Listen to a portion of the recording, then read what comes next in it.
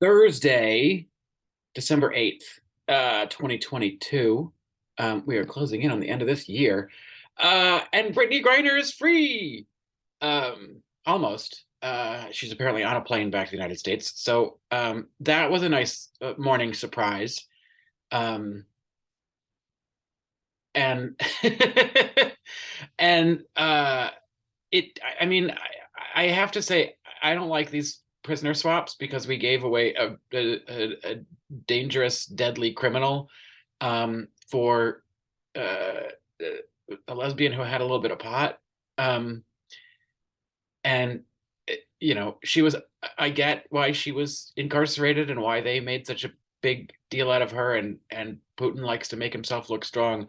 But, uh, and he did get the better deal out of this in terms of prisoners being sent back to their home countries, because he got definitely a more sinister one, um, which is what he wants at a time when he's looking really bad. He's lost support among the Russian people. He's losing the war in Ukraine. Um, Time just named Zelensky the Person of the Year. Which rightfully so, and the people of Ukraine. Um, and you know, this is the kind of bullshit news that I hate. But there were reports that he like fell down the stairs and soiled himself, and there's all this footage of him having to hold on to things that he's of you know ailing health. Um, and you never want to wish um ill upon people, but at the same time, it's Vladimir fucking Putin, so maybe he'll die soon. Um, which would be interesting. What then happens with that country, and where the hell does Trump get his money or his orders from anymore? Um, and what happens to all those stolen documents that he obviously sent? Well, most likely provided to Russia. Anyway, um, so Brittany Griner gets to come home, which is great. And Congress passed the oh God, it's not defense of marriage. That was the terrible one. The It starts with an R. Oh shoot. Whatever it was, the the the the marriage proposal that forces states to recognize other states' legal marriages when it comes to same-sex and interracial marriages. So it doesn't really provide federal protection. It isn't the same as what we have right now. But if SCOTUS decides to upend that ruling, then at least people don't have to worry from one state to the other. If you get married in a state where it's legal, it has to be recognized nationally. So it's a good day for the gays. Um, Yay. It's been a surprise a day lately. The the jury coming back and finding the Trump organization guilty of, what was it, 14 or 17 counts. Um, that's clearly got to have some repercussions because the judge let the prosecutor say that Trump was aware and the architect of these scams that gave people perks tax free, rented people's apartments, paid for children's tuitions, and not having to claim that on their taxes. So um, now that I think about it, I've had jobs where that has been an arrangement. I wonder if they claimed it on their taxes. Hmm. Hmm. And is that the organization's fault or the person's fault? It depends on how it's paid, I suppose. Anyway, um, lost in that thought, I'm like, oh no, have I contributed to some sort of criminal activity? I mean, I didn't authorize anything, but I certainly knew about those payments. Weird. Anyway, we won't mention the company. But yeah, so things are moving along. Our gas prices are falling. I'd like to see the signs, that Joe Biden did that. But I don't I don't imagine they're going to admit. They'll blame him when the prices go up, but they won't give him credit when the prices go down, even though it has nothing to do with him. They, the Let's Go Brandon crowd only sees things one way.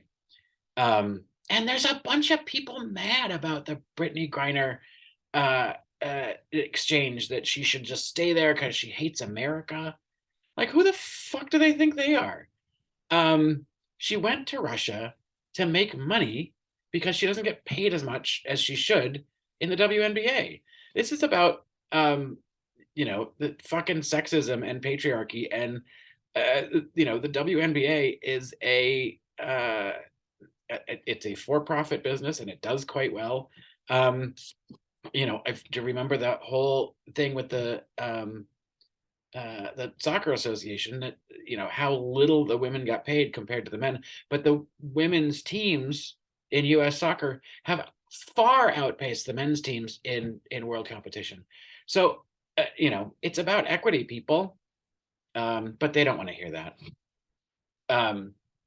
And I'm going to share one little story about something that happened recently. I ran into this couple at a local restaurant, sitting at the bar with a friend of mine. The guy was an ex-cop. He had one of those, sort of back the blue hats on. And I was like, oh, here we go. But they were a lovely couple, and we had a lovely conversation. And somehow it got to talking about medical stuff, insurance.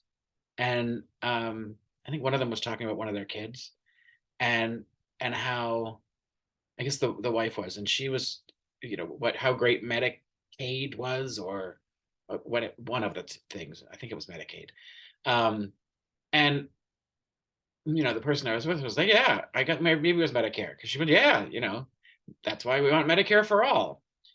And they started to talk about, oh, I don't want that socialized stuff. And the guy goes on this story about this country, I don't know what it was, it's where we get all our corn, and how nobody gets any health care, and it was all, everybody's dying. And I was like, are you talking about Venezuela? Because that's not an example of socialized medicine. That's an example of a dictatorship. That's a different thing.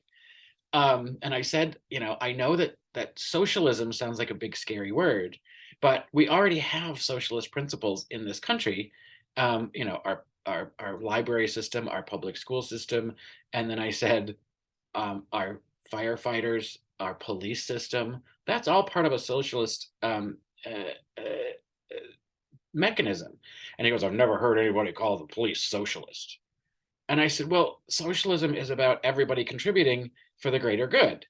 And that's exactly what our police department is. Everybody contributes in the taxes for everyone's safety. And that's how we need to think about healthcare. You need to take away the entire idea of insurance, because insurance is not healthcare. And so we stop paying insurance. We all pay into a greater good for a healthcare system. It will end up costing us less money, because we won't have to pay insurance premiums. There's a whole industry, there's an insurance industry that's making huge amount of profits on what we pay them. We could pay less into a single pool that then allows everyone to have healthcare, and nobody has to go penniless or unnecessarily die because they can't afford treatment. And I was just saying that that's how we need to think about healthcare, that we all, pay into a process and a system that is all for the, the better health of all of us. And they went, oh. And they got concerned about, aren't there long lines? Aren't there blah, blah, blah? And it's like, we have the capacity to do this. Our the Medicare for all model doesn't have to be like how socialized medicine works in Canada or in Scandinavia. But the whole idea that you just go and get healthcare, and you don't need a referral, and you don't need all this bullshit and all of that crap that we go through because we're so ingrained in the insurance industry, we then to start just paying attention to healthcare and not to insurance and not coverage and deductibles and all that bullshit. So anyway, that's my little rant about socialized medicine. And I feel like it made enough of an impact on him. He will go back to his police buddies and be like, "Hey, I met this guy who talked about, police are socialists," and might explain it to them and how, I don't know. I feel like one person at a time can make a difference, if you can just get them to think about things a little differently. So that's my little tirade for today, the 8th of December. I hope everyone's having a lovely holiday season so far.